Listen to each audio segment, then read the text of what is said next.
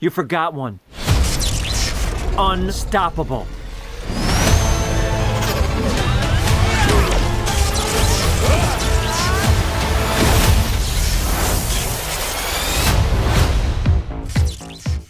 Salut à tous les amis, nouvelle vidéo critique sur la chaîne de Tyrannosaure. Cette fois-ci, on va s'attaquer au deuxième opus de Sonic le film, réalisé par Jeff Fowler, qui est connu pour être le gars qui s'occupe des effets spéciaux et de l'animation. Et bien là, avec le premier opus de Sonic, il en est à son deuxième blockbuster. Bien évidemment, avant de commencer la vidéo, je vais vous demander de faire juste plusieurs petites choses. C'est tout simple, c'est gratuit et ça fera des heureux. C'est de partager la vidéo, de laisser un petit pouce bleu et tout simplement de vous abonner à la chaîne de Tyrannosaure et de Jim Kazama. Pour l'histoire, ça prend suite au premier film qui est sorti en 2020. On retrouve Sonic faisant le justicier dans la ville de Seattle. Au même moment, Dr Robotnik réussit à s'échapper du royaume champignon où il fera la rencontre de Knuckles. Ils seront tous les trois à la recherche d'une émeraude qui permet de construire ou de détruire rien qu'avec la pensée. Sonic fera équipe avec Tails, une sorte de petit renard avec deux queues qui lui permet de voler pour essayer de contrer les plans de Dr Robotnik. Pour le film, on retrouve les mêmes acteurs au casting avec James Marsden qui joue Tom Wachowski. On a Kit Harington qui joue Maddie Wachowski qui joue la femme de Tom. On a Idris Elba qui prête sa voix au personnage de Knuckles. Pour la voix française, c'est Franck Confiac, dont il est la voix régulière d'Idris Elba. Pour la voix de Tails, c'est Colin Oshognessé. Et pour la VF, c'est Marie-Eugénie Maréchal, qui sont tous deux la voix officielle de ce personnage dans les jeux vidéo. Puis on retrouve le plus grand acteur selon moi qui a bercé mon enfance,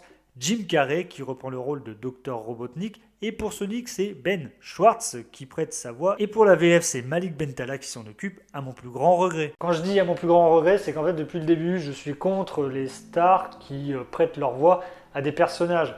Je sais que y en a qui ont prêté leur voix à des personnages de Disney, et qui même aussi, il y en a qui s'en est pas mal sorti, comme Red San avec One Punch Man, ou sinon Franck Dubosc qui était plutôt excellent dans Nemo. Et ben là, Malik Bentala, je trouve que sa voix ne va pas du tout à Sonic. Je n'y crois pas une seconde, et puis en plus, je sais pas, je m'y fais pas depuis le premier. Je sais pas, je trouve que la voix originale de Sonic dans les jeux vidéo, puis même dans les séries d'animation, faisait l'affaire. Ou sinon, ils auraient bien pu prendre la voix française de l'acteur de Ben Schwartz, qui aurait pu faire l'affaire aussi pour le personnage de Sonic. Alors voilà, après c'est juste une question de marketing ou de promo pour faire vendre le film ou quoi. Après, je pense pas que Malik Bentala, alors il est connu, mais je pense pas que ce soit non plus la grande star en France. Mais voilà, pour vous dire que pour moi, sa voix ne va pas du tout avec Sonic. Alors après, c'est vrai qu'il est pas trop aidé pour les blagues, parce que voilà, après c'est des blagues pour les enfants, donc je vais pas trop juger là-dessus.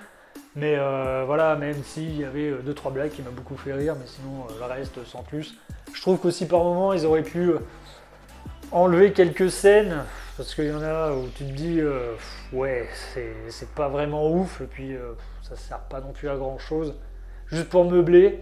Alors le film ne se cache pas, il y va dans la facilité, il y a de la facilité scénaristique, on n'est pas dans un film d'auteur, c'est pas le film pour aussi.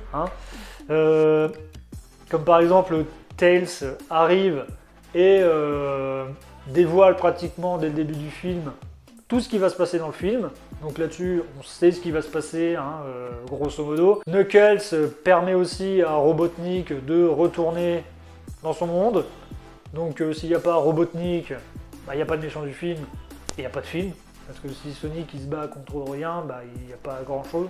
J'ai un truc aussi à dire, c'est que si du fait que Tails, il était prévu dans la scène post-générique du premier film, et que Sonic, dans un premier temps, était vraiment dégueulasse, et moi je suis bien curieux de voir à quoi aurait pu ressembler Tails à l'origine, avant que tous les fans gueulent que Sonic est tout moche et tout, avant la première, au moment de la première bande-annonce.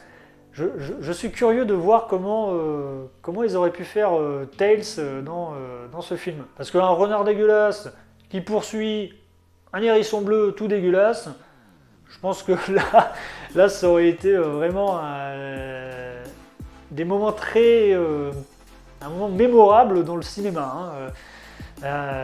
Pour le coup, ça aurait été vraiment horrible. Déjà que c'était vraiment horrible pour les fans. Heureusement qu'ils ont gueulé à ce moment-là pour refaire le visage de Sonic. Parce que les autres personnages de l'univers de Sonic, ça aurait été quelque chose de grandiose, je pense. Pour le coup, les effets spéciaux du film sont plutôt bons, donc il n'y a rien à dire là-dessus. Knuckles, Tails, Sonic sont très bien faits. Il y avait quelques beaux plans sur certains paysages, comme par exemple le temple où ils vont chercher le cristal. La petite descente aussi en snowboard qui était plutôt pas mal et qui peut faire penser à la séquence, en plus même, c'est littéralement la séquence de Tortue Ninja, le premier. Par contre, j'ai une petite préférence pour la version de Tortue Ninja parce qu'à côté, la version de Sonic fait un peu low cost, même si elle est plutôt bien faite et plutôt sympathique. Puis les scènes de combat aussi, franchement, sont pas mal, sont très dynamiques, comme par exemple, vraiment les séquences, la séquence de fin, où vraiment quand t'as Knuckles et Sonic qui se bat dans le temple, où t'as Sonic qui se met en mode boule supersonique et qui fonce sur Knuckles sur les escaliers qui étaient plutôt pas mal et je crois que ça fait même penser aux jeux vidéo quand il écrabouille les personnages. Non, franchement c'était agréable à regarder. Et puis bon c'est toujours agréable et puis ça fait toujours plaisir de retrouver toutes les compétences de Sonic dans le jeu. Alors là, ça va être un petit moment spoil donc de cette partie-là. Si vous ne voulez pas savoir ce qui se passe, c'est juste une petite partie, ça dure pas longtemps. Je vais vous mettre la timeline en vidéo, donc vous passerez directement à la conclusion. En fait, Sonic récupère le gros diamant. Et il se transforme en Sonic en or. Je sais pas c'est quoi le nom exact de Sonic à ce moment-là, mais voilà, il se transforme en Sonic en or. Donc c'est là où il devient vraiment invincible. On peut le retrouver comme ça aussi j'imagine dans tous ces jeux vidéo et puis aussi dans le Smash Bros Brawl. Et non, vraiment, c'était super agréable à regarder et c'était vraiment pas mal. Le seul truc que je pourrais dire, c'est que ça dure pas longtemps et c'était vraiment cool à regarder parce que c'est là où vraiment on le sent vraiment puissant, il s'affirme et puis il impose le respect à ses ennemis et puis même à ses alliés. Et non, franchement, c'est bête que ce soit court, c'est vraiment dommage.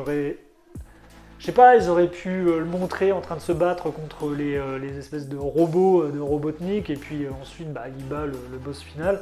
Mais non, franchement, ça aurait été pas mal de le voir un petit peu plus longtemps, quoi. En conclusion, c'est un bon divertissement, il est dans la lignée du premier. On a des blagues qui tombent à l'eau, mais on a toutefois des passages très drôles. On va dire que c'est un film pour enfants, même aussi pour les fans de Sonic, car on retrouve toutes les capacités des personnages et les nombreux clins d'œil aux jeux vidéo. Puis le fait de retrouver Jim Carrey dans ce film et qu'il est en roue libre, eh bien ça fait plaisir. Je lui mets la note de 5 sur 10, c'est pas un film qui restera dans les annales, même si vous voulez le regarder tranquillement. Un bon divertissement, il est fait pour ça. Après, restez bien à la fin du générique parce que la fin du film tease un troisième film et un nouveau personnage de la licence qui fera son apparition si le film fait un succès en salle. Bon voilà, la vidéo est terminée. Je vous en remercie de regarder la vidéo jusqu'au bout. N'hésitez pas à laisser aussi un commentaire pour me dire ce que vous avez pensé du film, si vous l'avez vu. N'hésitez pas aussi à laisser un petit pouce bleu si vous avez aimé la vidéo et abonnez-vous à la chaîne de Tyrannosaure et de Jim Kazama. Moi je vous dis à une prochaine vidéo. Ciao!